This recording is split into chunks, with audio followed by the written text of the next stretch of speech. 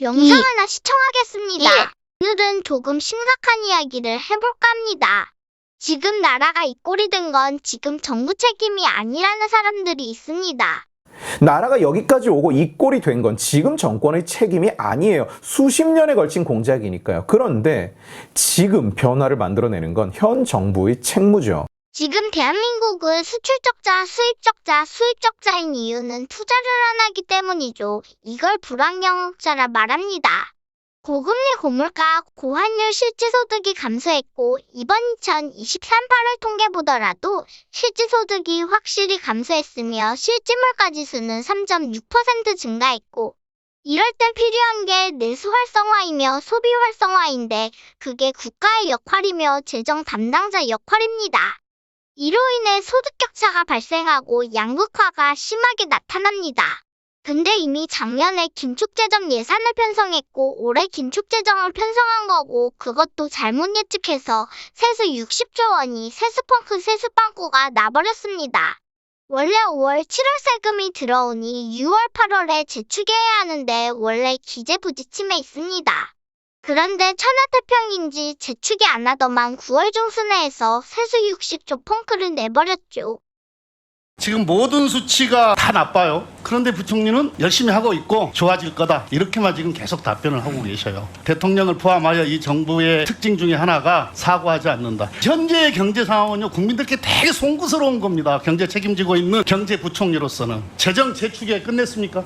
아직 안 끝냈습니다. 왜 아직도 안 하고 있죠? 6월에 한번 하게 되어 있잖아요. 시점이 정해져 있지는 않는데 있어요. 기재부가 만들어 놓은 세수 오차 원인 분석 및 세제 업무 개선 방안 지침에 의하면 세수 오차가 생기면 조기 경보 시스템을 가동하고 세수를 주기적으로 재추계하게 되어 있어요. 9월 초에 재추계를 해서 이미 6월에 말씀드리겠다고. 했었어야 돼요. 나는 근데 했다고 봐요. 그런데 발표를 안 하고 있는 거죠. 국회에 보고를 안 하고 있는 거죠. 왜? 무능력하다고 할까 봐서. 책임을 물을까 봐서. 만약에 안 해놓고 있었다고 한다면 그건 완전히 넉놓고 있는 거죠, 정부가. 이 정도의 대규모 세수 오차가 생겼는데, 결손이 생겼는데. 중앙정부는 36조를 가져가고 지방정부는 24조를 가져가야 하는데 지방정부 대책은 정말 아무것도 없고 중앙정부 대책이라 내놓은 게 세계인 여금 4조 플러스 외평채 20조 가져다 쓰고 많아봤자 28조라 치면 중앙정부가 36조에서 28조 빼서 8조 비는데 나머지 8조는 강제불용한다는 것입니다. 우선 제가 여러 차례 말씀드립니다만 현재 정부는 추경을 전혀 검토하고 있지 않다는 말씀을 다시 한번 드립니다. 추경호는 국가부채 늘리기 싫어서 추경을 안 하겠다, 재정 건전성 유지하겠다 말했는데 그럴 거면 감세를 안 했어야지. 감세해놓고 재정 건전성 유지하겠다 하면 율배반적 모순이며 성장 동력 줄어서 저성장 기조가 보이면 분모가 줄어드는데 분모가 줄어든다는 것은 GDP가 줄어든다는 것입니다. 그럼 만약 부채를 늘리지 않는다 하더라도 국가 부채 비율이 늘어나고 있습니다. 왜냐하면 분모가 줄어들어서입니다. 분모인 GDP가 줄어들었고 국가 부채가 그대로면 국가 부채 비율은 상승합니다. 국가 부채 비율이 늘어나더라도 GDP가 커지면 부채 비율은 늘어나지 않는데 어느 멍청한 나라가 절대액수로 국가 부채 비율을 정할까요? GDP 대비 얼마 이렇게 말합니다. 지금 대책이 외평채 플러스 다른 기금에서 24조 가져다 쓴다는데 이게 그냥 공짜일까요? 다시 채워 넣어야 합니다. 2024년에 윤석열 정부는 원화 베이스로 외평채 발행한답니다. 이게 국가 채무 비율 상승이며 분식회계입니다. 올해 1월부터 9월 말까지 정부가 한은으로부터 일시 대출해간 누적 금액은 113조 6천억 원에 달합니다. 그리고 한국은행에서 단기 차입으로 돈을 끌어다 쓴 것도 있습니다. 물론 끌어다 쓸 수 있어요. 일시적 차입이 발생할 수 있으니까요. 세입세출 격차가 있으니까요. 하지만 예측 잘못해서 너무 많이 차입해버렸습니다. 단기 차입이자만 4천억입니다. 마지막으로 문재인 정부일 때입니다. 코로나 때 왜 정부가 빚을 만들면서 지역화폐 나눠준 거 미친 짓이다 까버린 놈들이 있습니다. 통계는 보고 사는 놈들인지 정말 궁금합니다. 2021년도에 적재성 채무가 609조였고 GDP 대비 30%뿐이며 국가적정 채무 기준이었습니다.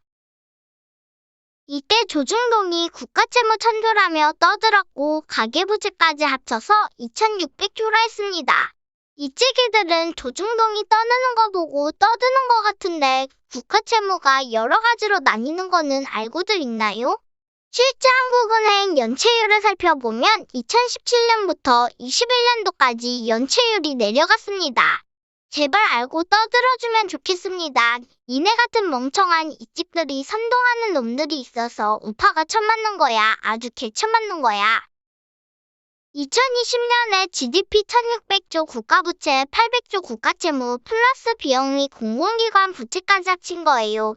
GDP 대비 국가채무 비율은 50%이었고 2021 GDP 2000조 국가부채 900조인데 원래 800조에서 플러스 100조 합해져서 GDP 대비 국가채무 비율 45% 결국 5% 감소 2020년에 채무 증가율이 2019년보다 6%뿐이 증가하지 않았으며 타국가들 미국, 일본, 영국, 프랑스, 캐나다, 싱가포르 1.5배 이상 상승할 때 대한민국 문재인 정부 때 2021년에 정부 지출 3.9% 지출했는데 고작 6% 증가했습니다. 도대체 이찌기들은 뭘 알고 시부리는지 어이가 없습니다. 아는 놈들이 있긴 한 건지 맞는 놈들이 있는 건지 아무것도 모르고 그냥 대충 뉴스에 나오는 거 보고 가짜뉴스 정보 전달을 하니 선동을 하며 선동을 당하고 있습니다. 제발 이찍들은 반성하지 말고 나가 죽으면 고맙다. 제발 우파라니 뭐니 가짜는 선동질 좀 하지 말고